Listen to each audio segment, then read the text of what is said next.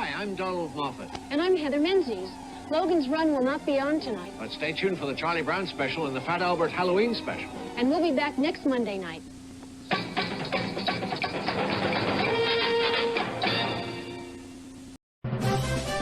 Word Balloon is brought to you by the League of Word Balloon Listeners.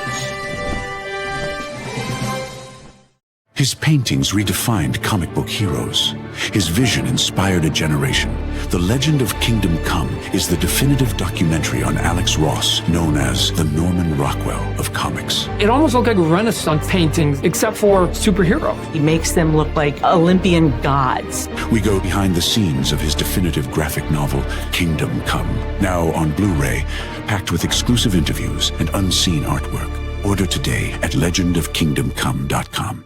If you're here at Word Balloon, it's because you like comics, creators, conversation, pop culture subjects. Would you consider joining the League of Word Balloon Listeners? Patreon.com/wordballoon. For just $3 a month or more, you'll get exclusive access to the Word Balloon e-magazine, featuring transcriptions of some of my best conversations. When you subscribe, you'll also be part of the Word Balloon Book Club, where Brian Michael Bendis and I will pick a comic every month to review and discuss live with the League on this show. Join the League today, patreon.com/wordballoon. Thank you always for your support, League of Word Balloon listeners.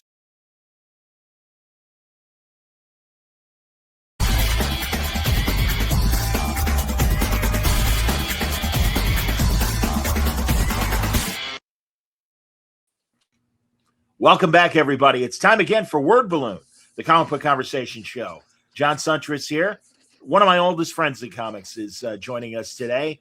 Fillip Sablik. Fillip is the publisher of Ignition Press Comics, an imprint that has made a big splash in late 25 and now in 2026.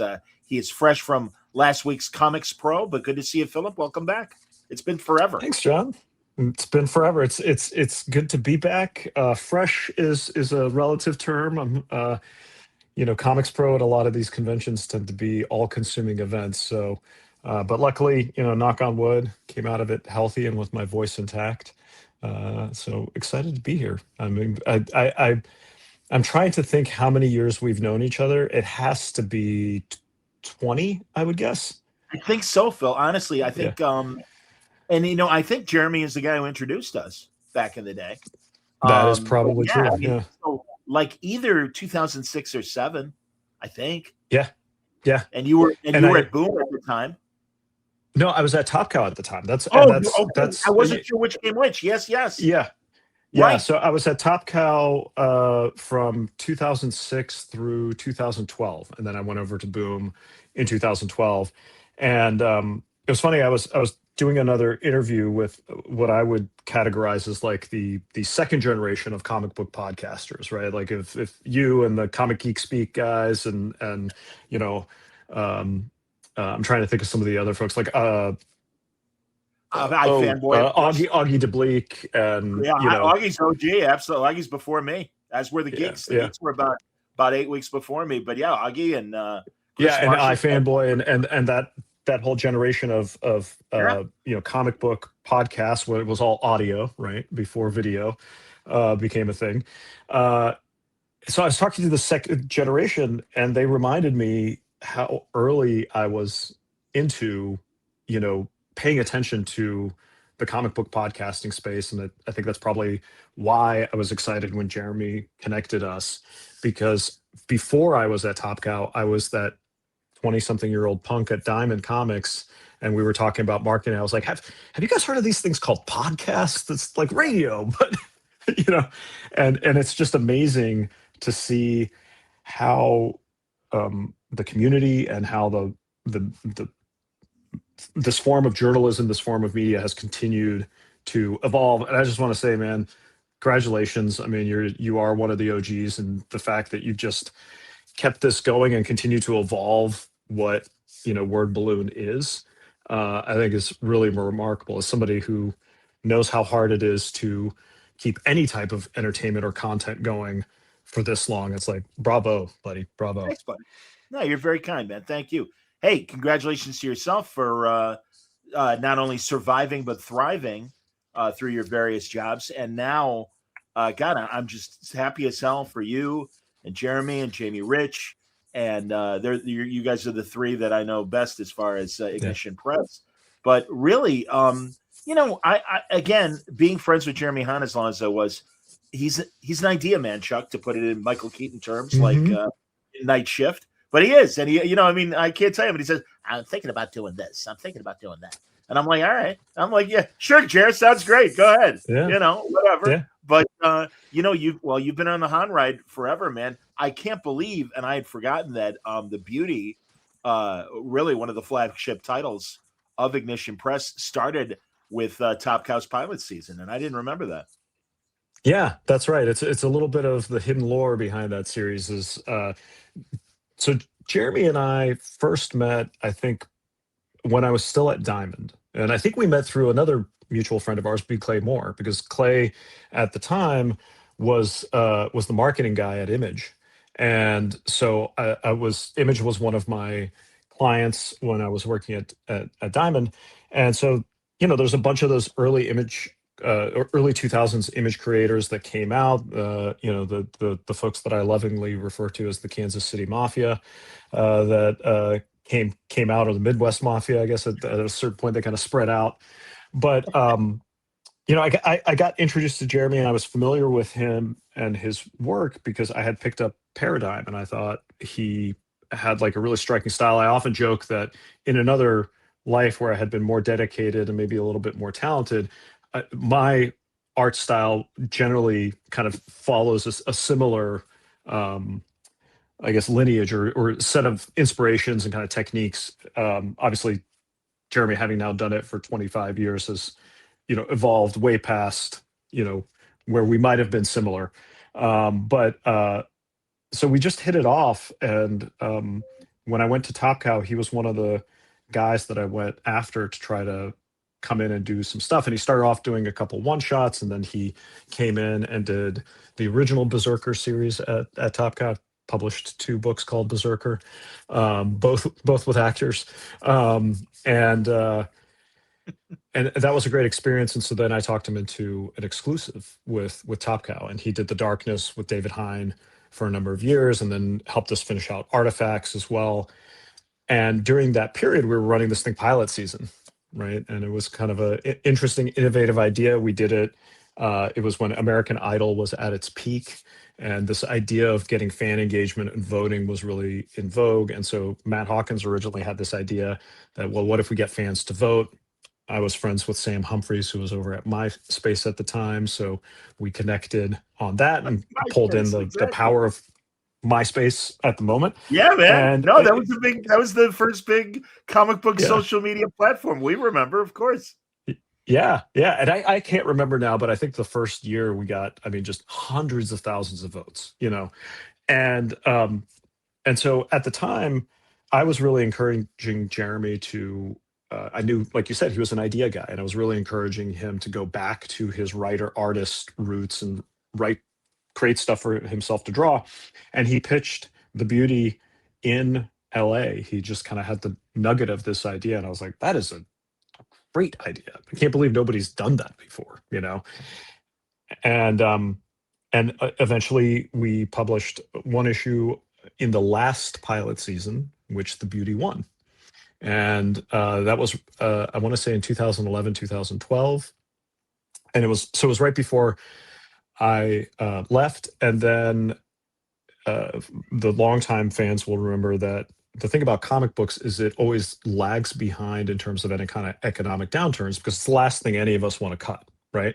It's a lifestyle hobby. So, the economy could be falling apart, and we'll give up, our cup of coffee before we give up our comic books. And so that 2008 crash really didn't hit the comic book industry until late 2010, 2011. And so there was essentially kind of, some restructuring as I left Top Cow, and Matt and Mark were figuring out what they wanted to do. And at some point between 2012 and 2015, Jeremy and Jason Hurley went back to Matt Hawkins and said, hey, is it possible we still want to do this series? Can we take it over to Image? And he graciously agreed. So that's where the 30-issue series got published from there. That's pretty cool that he did that. And also, Jason Hurley, I am so sorry that I don't talk about you as much as I do Jeremy, and maybe just because I don't see you as much as I see Jer. But let us not forget that Jason is the co-creator of The Beauty. And I could not be happier for all of you, but especially Jason and Jeremy. And my God, Ryan Murphy, who just shits TV gold every day. God bless that man. And truly gives us, in time of peak TV, quality entertainment with every series he touches. The Beauty is no exception. And it really, much like, well, and even I would say more so than even The Walking Dead, has become its own thing, but still evokes the basics of the comic to the point where if people are really enjoying the series, good news, you got the collections that Ignition is doing of the original run and the new stories as well. So there is a ton for people that are jonesing for more Beauty. Good news, Ignition has you covered. That's pretty cool. Yeah, it's so for folks that might have missed the episode you did with Jeremy, The Beauty was originally published at Image, but when Jeremy co-founded Ignition with us, he essentially migrated all of his titles over. And it's one of the beautiful things about Image Comics is that the creators can move their books around to different publishers. And so we are now the publisher of The Beauty. We have a new single issue series coming out. The third issue launched with the show's premiere. And then the fourth issue is going to come out on the season finale, which is next Wednesday. They're going to, I believe, drop 2 episodes next Wednesday. And we also have collections that we're doing of the original Image series. So the first one has the first 11 issues that's available in stores now. And then the second and third volume will come out in the summer and the fall of this year. And I think the best movies and TV adaptations do add something to the content, right? And I think the thing that folks forget, sometimes in the fan space is that, when you're going to somebody like Ryan Murphy to adapt a show and you want all of that brilliance and all of that creative energy, he's not just going to want to paint inside the lines. He's going to want to add his own perspective on it in the same way that, if, when comic creators take on licensed projects, the least interesting thing to do is a faithful adaptation of the movie that just came out, right? We want to tell new stories. We want to expand. We want to dive into the hidden sequences, right? So, the TV show or the movie is always going to be that. And those creatives behind that, I think in an ideal scenario, and I think if you look at whether it's The Beauty or the other movies that Eric Gitter, our fourth partner, has adapted, Scott Pilgrim, Extraction, Atomic Blonde, they're all faithful to the spirit of the original, but they are not slavishly adapting that original content. And I would argue my experience and your mileage may vary, but the things that have been like one-to-one adaptations, I find pretty dull, because it's like, oh, I read the comic, I'm basically just getting the moving picture version of the same thing. That's not as interesting to me. Sure. And I'll without singling out any comic adaptations, I felt the same way about when they remade Psycho, right? It was like, oh God, Gus Van Sant Psycho, yeah. It's like, okay, well, this is like a faithful adaptation, but it's basically the same movie, right? In color. It did nothing for me. No, I agree. Yeah, I'm with you. Absolutely. And especially as a guy as talented as Gus Van Sant, it's like, really? That's it? All right, I guess. Yeah. I mean, you may as well just colorize Hitchcock instead. Yeah. You had the modern aesthetic, I suppose. But yeah, and I mean, and again, I think visually Zack Snyder is a really great director. But I like Watchmen. I do like Watchmen, but it is by the numbers. What you need to do is watch the expanded Watchmen, so you get more of a lot of what is in the comic, but much bigger and everything. So I would agree. But no, honestly, but that's the great thing is, again, that's just the start for Ignition and a nice flagship to have and everything, especially given the success of the TV show. So that's wonderful. Meanwhile, again, you're calling on all of our friends to come to your company with new ideas. And I mean, we mentioned Clay Moore, and Clay has already been on to talk about Bloodland. And I'm excited for this. Does that start next month or in April? So the first issue dropped last month in January. We've got the second issue, I believe, is coming at the end of this month. And then for all intents and purposes, an ongoing. We've got a 12-issue commitment with Clay and Mac Chater, the artist, so that they can really let the story breathe. It's a very expansive, dystopian epic that they wanted to tell, and they were prepared to do it with fewer issues. But we said, no, let's go ahead and let this thing, run its course and make sure that we're giving it the space that it deserves. Excellent. And also you're touching on other genres. And again, that was what I think made Top Cow great and continues to. I think Boom was really smart. Ross Ritchie was the same way about Boom, and everything. And forgive me, Philip, are there any superhero plans or current books of Ignition Press that are superhero books per se? No, not per se. I would say that we have titles coming up that maybe are structured like a superhero title. We just announced one at Comics Pro. Teeny Howard and Amilcar Pina are creating a series that'll be out this summer in July called Sicko. And so it has some of the tropes of like an X-Men style title where basically this woman has this chronic disease that is essentially trying to kill her. And then one day she realizes she can actually use it to kill other people. So depending on how you look at it, it's like, okay, is that a horror book? Is that a sci-fi book? Or is that a superhero book? And the answer is it's probably all three, but it will, you probably won't see from us is traditional capes and tights. You won't see, and in fact, what we've told creators when they're asking, what do you want to pitch us? The answer we always give them is we want the story that you've been dying to tell. We want the story that you're a little scared to tell. We want that project that is at the bottom of the desk drawer and has been there for 10 years. And you're like, one day I'm going to tell that story. And the caveat we always give is, but the one thing we're really not looking for are capes and tights books, with the caveat that, like, if you have the next Kingdom Come, by all means, bring it our way. But those are kind of one in a million stories where somebody actually has something new to say about that genre that hasn't been mined by Marvel and DC umpteen times. And then we generally don't look for slice of life comics at this point.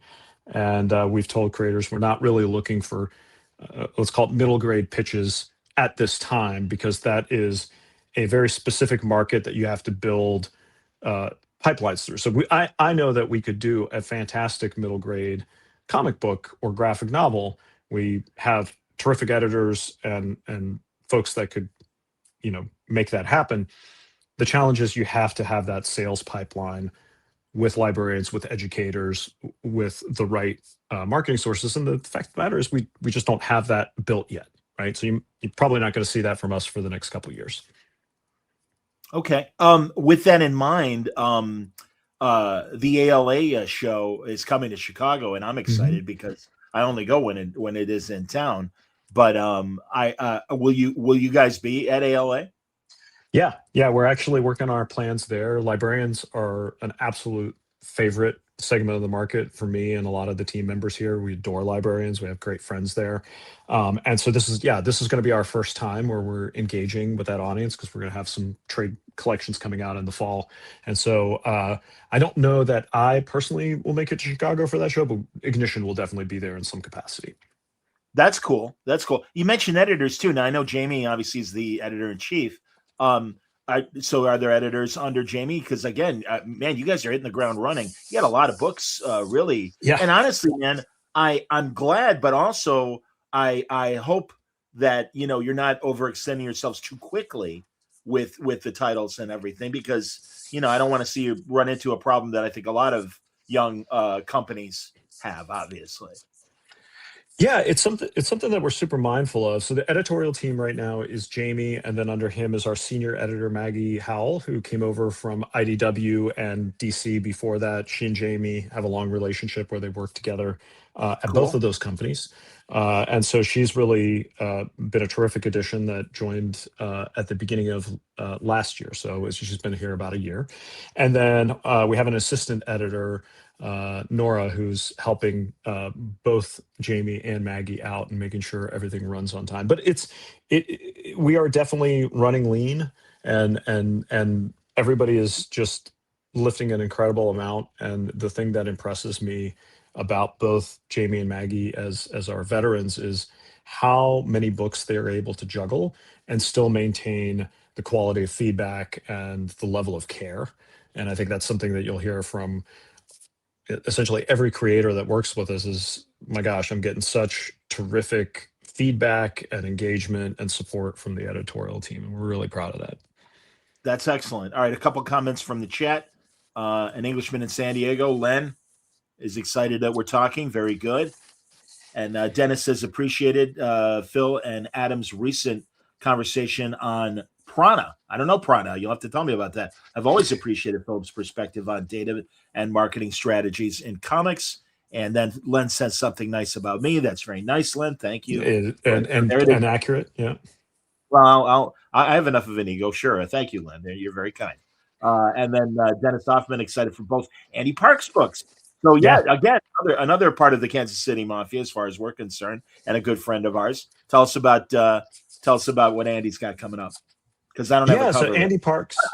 Andy Parks, for folks that aren't familiar, is the original writer and essentially co-created the Extraction franchise with the Russo brothers.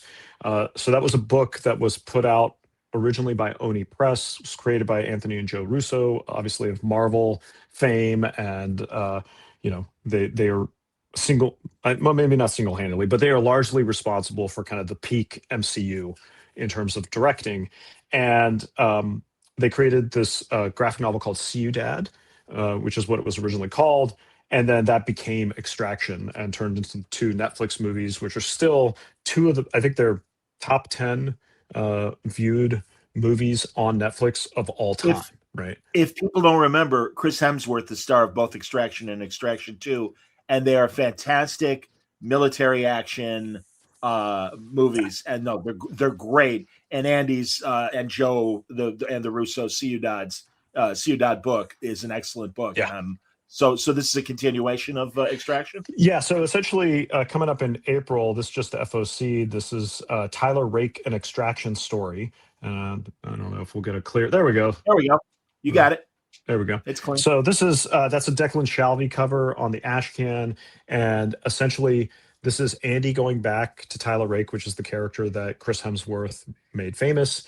The concept behind Extraction as a franchise is, and this is a real world thing, is there are these ex-military, ex-intelligence people that you can hire as freelance mercenaries to go in and rescue people from typically very dangerous parts of the world where someone high value might get kidnapped to extract a ransom. Right. And Tyler Rake is the main character that the movies focus on. This is going to dive back into essentially his early years before he was the fully formed and fully damaged character that we all know and love. Andy often talks about the thing that he writes well is damaged people doing violent things, which I think is a good description of his sweet spot. We're also next month going to be re-releasing the original graphic novel, See You Dad, under the title Extraction. So that'll be the first time it's available matching with the movie. We got a new cover by Dan Panosian. We had it colored for the first time, so it's fully colored. And then at Comics Pro, we announced with Andy, he's going to have his first new creator-owned series in quite a while coming out from us. It's called Bad Thoughts. And it's a perfect pairing with Extraction because essentially Bad Thoughts is about a character, imagine, if you will, Jack Reacher, but with psychic powers. So he's a mercenary, an ex-military guy that has the ability to read and sometimes against his will, hear all of your worst secrets and thoughts, which is a very useful skill if you're taking out the bad guys. And the setup for the story is he's been living this life as a mercenary, and then he finds out that the organization he's working for, he begins to suspect maybe is not the good guys. Maybe he's been on the wrong side. And then we take it from there. And Dave Wachter, who's also, I think, another part of the extended family, is the artist on that. Dave is absolutely killing it. Yeah, it's fantastic. You know, truly, Philip, it's really, and I include you in this group as well, all these people that we've mentioned, it is so great to see where they were when I met them in 05, 06, 07. and 20 or so years later, where everybody is now. And Dave is a perfect example of that. I remember his first creator-owned book, and I'm like, okay, and a local guy and nice guy enough and everything. Mm-hmm. Cool, good luck to you and everything. And his art has just evolved to this ridiculous level. So it is really great to have him and Andy on a book together like that. I mean, his Godzilla work has been amazing, and really every property, whether it's creator-owned or individual. The thing he did with now I'm blanking. Tony Fleece. Yeah, Tony Fleece. Yeah, Tony Fleece. He did Uncanny Valley, which I actually was there for that at Boom. Not when it finished, but when we kicked that off. And the thing I think is remarkable about Dave is he's such a chameleon. You know, he's one of those artists that's able to kind of shift styles to suit the project. And so, you know, if you look at the stuff he did for Uncanny Valley, and now you look at the stuff he's doing for Bad Thoughts, it's recognizable. They're both Dave, but they're very different stylistically. Well, in Uncanny Valley, he would switch it off from like a Who Framed Roger Rabbit kind of style, as far as the animated look of the book, and then the realism that he gives us in other things that he's done, including, like I said, his Godzilla work and stuff. No, he's insane. And yeah, that's wonderful. And also Andy's evolution as a writer. I mean, again, when he and Sami did Capote in Kansas back in the day, I'm like, oh, this is interesting. And Union Station, of course, with him and Eduardo Barreto. No, I mean, so I'm just so happy for everybody that you guys are all still thriving and doing, in some cases, the best work of your lives. I mean, I gotta mention, dude, just because I don't want people to think I support CBS. I don't know if this is coming out backwards or not on the feed. I see it. Your logo's reading. Okay, you can read it. Well, this is more ironically because I used to work for CBS News when it had integrity. That isn't the case anymore. So I don't want anyone to think, oh, John likes Barry Weiss and everything she's doing at CBS. No, it's just John. That's like me driving around in my Tesla 3. I'm like, I bought this earlier. We thought he was Tony Stark. Pretty much, exactly, man. I know what you mean. That's sad, but it's true. That's Melissa Villaseñor from SNL. That's sad. But here, let's see. Cullen Bunn. Let's talk about Cullen's book. Yeah, Cullen's got Ripcord out right now. That's the cold open you're showing off. And just to mention what the cold opens are, if you're interested in diving. Great idea, dude. On it. Forgive me for jumping on that, but truly, I love this idea of cold opens. But go ahead, explain. Yeah, so everybody, I think, is familiar with cold opens, whether they realize it or not. A cold open is essentially a sequence, usually in a movie, that happens before the credits roll, right? The most famous is the James Bond movie series, right? Every James Bond movie opens with an action sequence. It's a self-contained little vignette. You find out 007 has the license to kill. He loves fast cars. He loves pretty girls. He likes his martini shaken, not stirred. You know, all those elements that kind of pull you into the world. And then that scene ends, we go to credits, and then the real movie begins, right? And so that cold open scene, if you don't read it, doesn't detract, or in the case of the movie, if you don't see that sequence, it doesn't detract from the main movie, right? It's just meant to establish what the franchise is. And so we thought, well, why don't we do that with comics?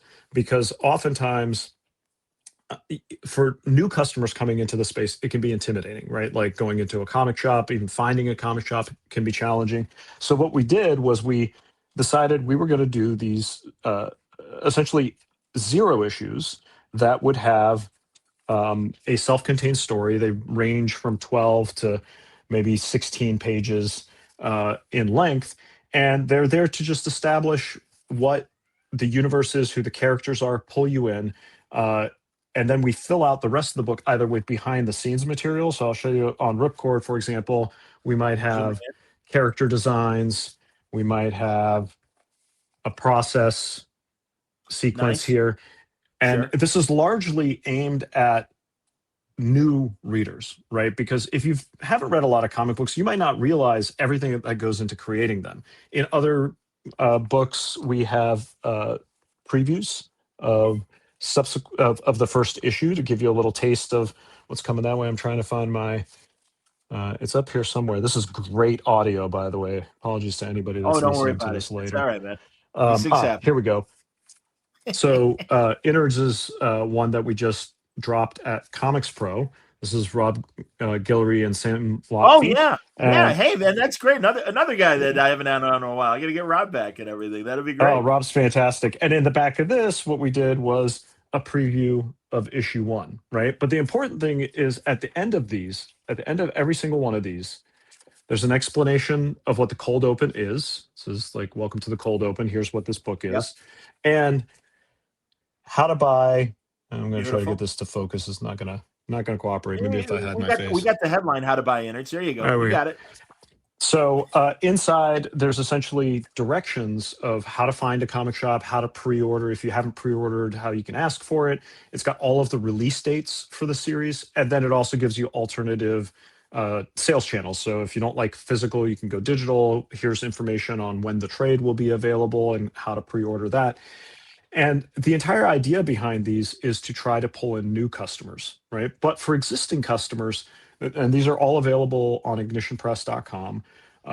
If you just want to sample, you want a satisfying read by itself and you just want to check it out and sample it, those are available on the website. And for the collectors in the audience, the bonus is that these are often also the first appearances of whatever the character is or whatever the franchise is, because they come out before issue 1. And we've just been experimenting. We did a couple of Kickstarter campaigns on the first couple to reach a new audience. Then the most recent one, our buddy Dennis Hopeless with Just Brutal, we partnered up with the Beyond Wednesdays channel, and we went on there for 3 separate kind of shows.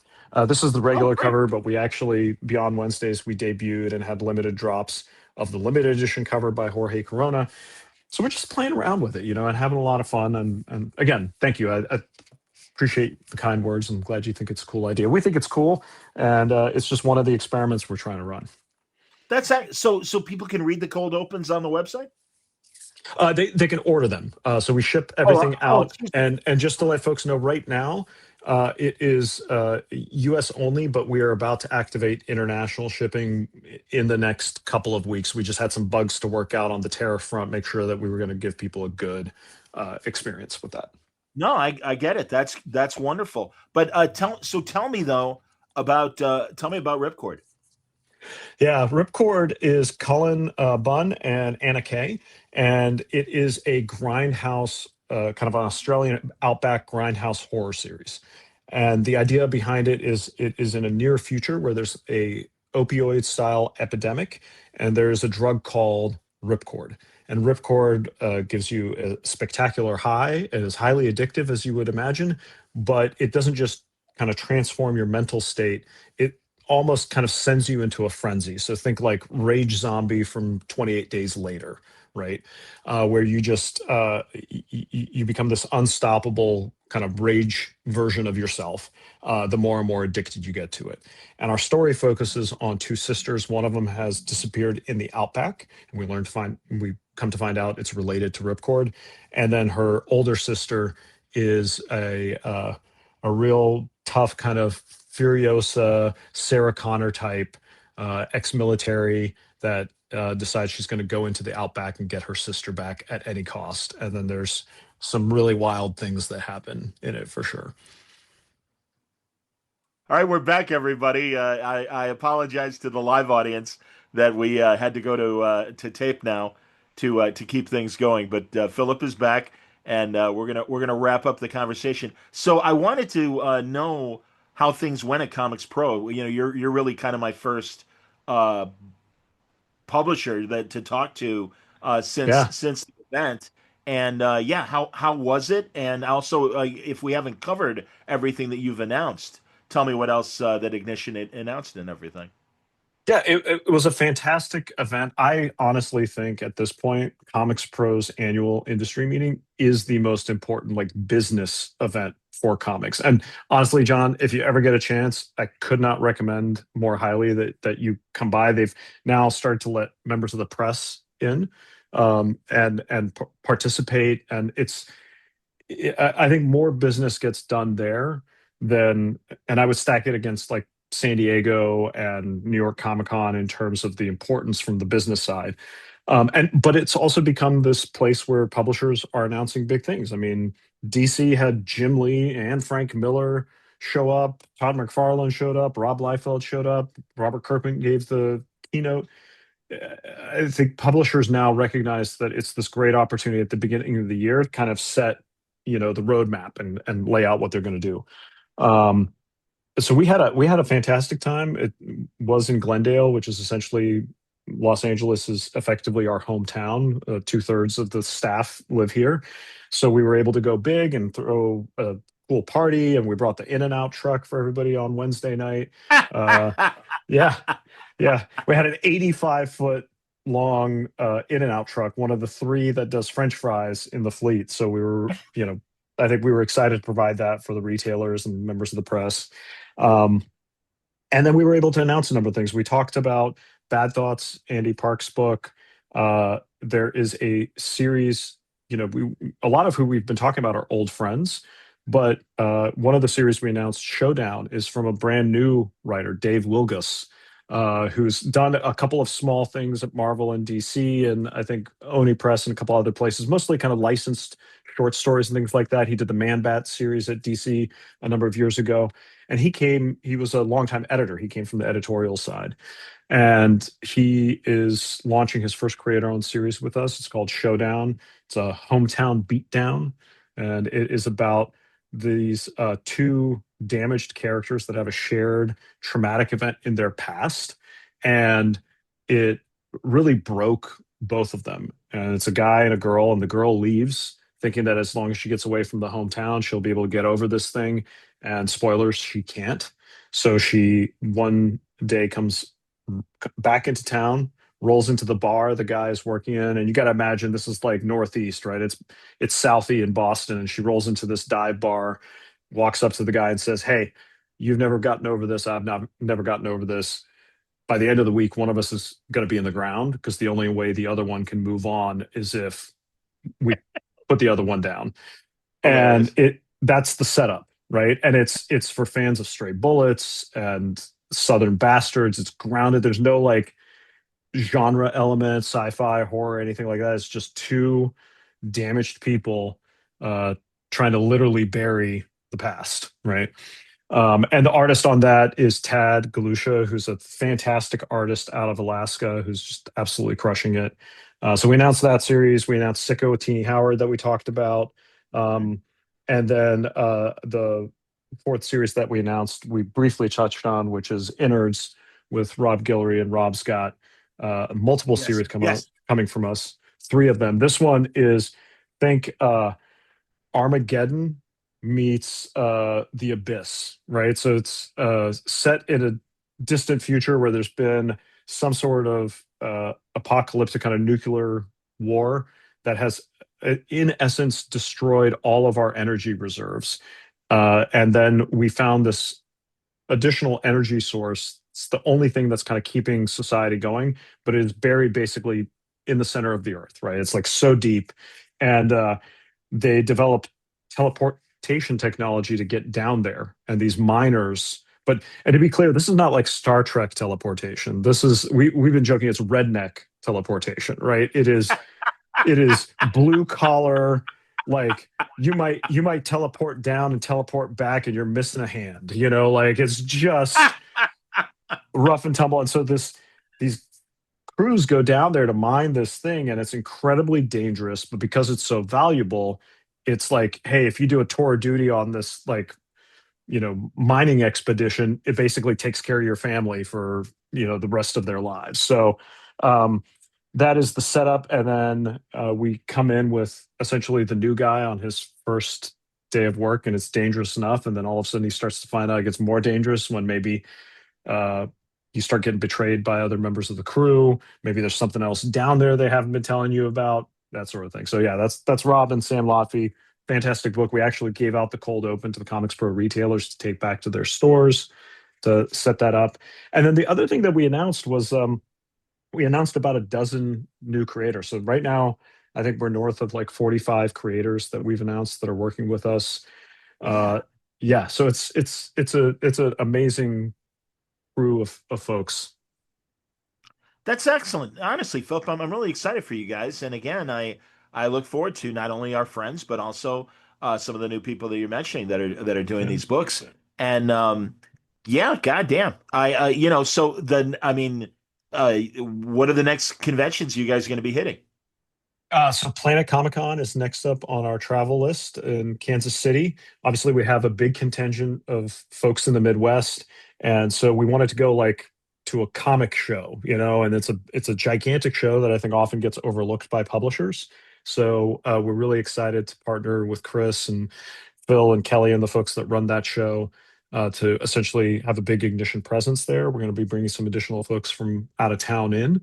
Um, and then after that, it's going to be ALA, which is a library and business facing event, and then San Diego Comic Con. And anybody that was at Comic Con last year and made it to the Ignition press room and had a good time there, I think I can say at this point confidently, you ain't seen nothing yet. Now we're going to have a lot more books and a lot more to get people excited about, and we're definitely taking the go big or go home approach to San Diego Comic Con. Well, the mere fact that you guys had the In-N-Out food truck at Comics Pro shows me, and also, Jared's told me, stuff you guys have done in New York and things like that, and of course last year at San Diego. No, I really think you've got the right combination of marketing, but more importantly, marketing really exciting books by proven creators and new talent and new ideas that I think are, again, I think the genres are popular, and certainly new books in those genres are welcome. And the big two doesn't have room to do this kind of work. And Yeah. thankfully, there's Image. And I respect what Vault is doing. I think Vault's doing a lot of great stuff. I think Mad Cave is doing a lot of great stuff. But you guys really hit the ground running with some really key books, and continue to do so. And the announcements that you've made prove it. And no, I'm just really I'm excited for your guys' future. And well, you got friends here at Word Balloon, so Yeah, friend absolutely. singular, but Yeah, yeah. I take up two chairs usually though, Philip. So I was I was so I was yeah, gonna say I was gonna say your personality is big enough to fill a room. So yeah, really I good. look, I think one of the coolest magic tricks, and just to give Maggie and Jamie and Nora their flowers, I think the really remarkable thing about the editorial team and the slate that we've managed to put together is each of these books are designed to appeal to people outside of the endemic audience, outside of comic shops, right? Like you talk about something like, you had Jim McCann on, you talk about a book like The Other Half, I right? meant to mention it. This I'm is glad you're putting up the book. It's a Yeah. fantastic book. Yes. So we're really trying to reach out to folks and pull them in, but at the same time, and this is the magic trick part of it, is these are all high concept ideas that you can pitch to somebody that's reading Marvel, DC, Image books, and it's like, oh, that sounds like a cool idea. Jeremy's book, Murder Podcast, is the perfect example, which is why we launched with it, right? It's like it appeals to true crime fans like my wife, but it also appeals to, folks that are coming into comic shops. And here's the thing, the part of why we launched the company when we launched it is I'm a big believer that we have this incredible opportunity ahead of us as an industry, as a medium, because we now have the generation that grew up on Dogman, on Raina Telgemeier, on Diary of the Wimpy Kid, that grew up their entire life with nothing but spectacular Marvel movies and good DC movies. They have zero reservation. To them, comic books are not this weird niche storytelling medium, right? It is mainstream. My kids, who are 14 and 12, have grown up with graphic novels in their classrooms since the time they were old enough to read. And Gen Alpha, which is coming in right now into the marketplace as young adults, the higher end of that, and millennials, those two generations are larger than the two generations that preceded them. So there are literally more people walking the planet that can potentially walk into a comic shop and be excited about something. And I think they're going to be pulled in by things like Absolute Batman. But then, like all of us did, right? We're gonna scratch that itch of the thing that's familiar. We're gonna what else is there? Where's the next saga? Where's the next Walking Dead? Where's the next Mage? Where's the next, um, Sin City, right? Where's the next Boys? Yeah. And I think that's the opportunity as an industry, and I hope And I think we anticipate that Ignition is going to be part of meeting that audience where they live. I get it, man. And truly, yourself, Jeremy, Jamie, everyone, as far as the nerve center of Ignition Press, represents that idea of creator owned and also, okay, great, we all love superheroes, but we all grew up going, what else is there? And that hit us at adulthood. And as you say, Gen Alpha can reach that point at a younger age and go, yeah, I like superhero stuff, fine, but I also like these other things. What else is there? I mean, that's why, as you know, 15 years ago, that's why manga was able to make the splash that it did. Yes. And hit those different genres that, again, DC and Marvel just weren't doing. They didn't need to do them. So, right. yeah. And I think it's funny that you bring up manga, because that's the other thing that people talk about. It's like, in the bookstore market, it's like, oh, manga's running circles around North American comics, right? You go to a Barnes and Noble, there's, 10 bookshelves of manga and one bookshelf of North American comics. Yeah. But the thing that I think folks recognize that manga has that diversity of content and story types, which therefore allows them to reach a broader audience. But that entire system is also built around the idea that when series connect, the way that you amplify them is you have an anime, right? Every big manga series has an anime. And it's like The Walking Dead, right? The Walking Dead was successful before the show, but the show acted as a force multiplier. Same thing for The Boys, right? And that is the other thing that I think Ignition brings to the table. You mentioned the Beauty TV series, but we've got an Extraction series coming up. We've got an Extraction movie coming up. We've got The Leading Man, which is Clay and Jeremy's property. And that's, again, just the tip of the iceberg, because we do have that established Hollywood pipeline and the expertise to actually be able to build it. So part of what we see is those two things being complementary and, widening the audience, pulling people in, getting people excited about the storytelling medium, which obviously, us old men, we've committed our lives to, because we fell in love with it, when we were young lads, and it's been that thing that we can't shake, because it's and I think folks that discover comics and begin to understand all of the amazing storytelling possibilities in them. You look at a book like Absolute Martian Manhunter, the way that they're playing with the medium and the form. It's like, man, that's the best stuff, is when you get to see something. I've never seen that trick pulled off before. That's amazing. I'm with you, man. Absolutely. And again, I'm pleased to say that in the 20 years I've been doing Word Balloon, I've watched you guys go from being savvy working hands to now being in a position to really change the market with the products that you are making and understand what we love about comics, can share them to this younger audience, and again, see the benefits of what manga was able to do. And yeah, man, no, I imagine that I'll be talking to a lot of Ignition Press people in the weeks and months ahead. So I thank you for your time, but stay on the line, because I'm going to ask you one thing off the air. But no, it's great to see you, Philip. And honestly, I'm so happy for you and Jerry in particular. I don't know Jamie well. I know him by reputation mostly. Yeah. I don't even think he and I have really met more than once or twice. We'll change that around someday soon. Oh yeah. Oh no, and I'll bug you for other people, absolutely. Yeah. Otherwise, but as always, man, no, thanks for your time, and it was great seeing you and talking to you. Likewise. Houston, make sure you subscribe to the Word Balloon podcast. Become a legal Word Balloon listener at patreon.com/wordballoon. I just want to tell you a copy.